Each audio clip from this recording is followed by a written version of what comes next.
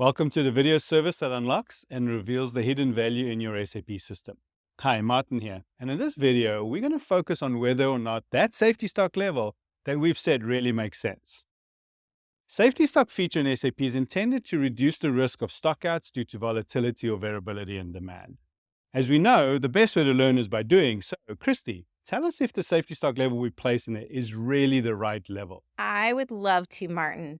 It's always important to make sure that a safety stock level makes sense. And in this demonstration, I'm going to focus on three key things.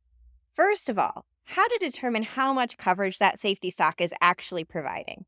Second, some tips on how to set a safety stock that is meaningful and drives value.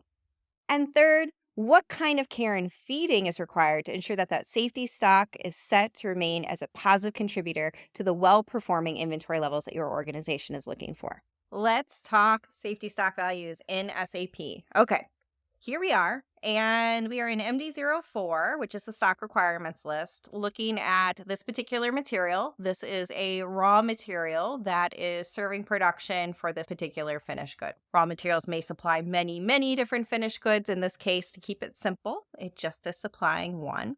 And we can see that we have some ongoing demand, in this case, going out through the end of the year. And we have a safety stock set of 2,400 pieces and a current quantity available of 2,560.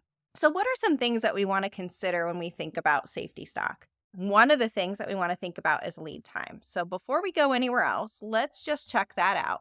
And what I'm going to do is go in here and I'm just going to display material. I could also just double click on it, or I could use the drop downs at the top. But for ease of use, let's go over here and let's talk about lead time.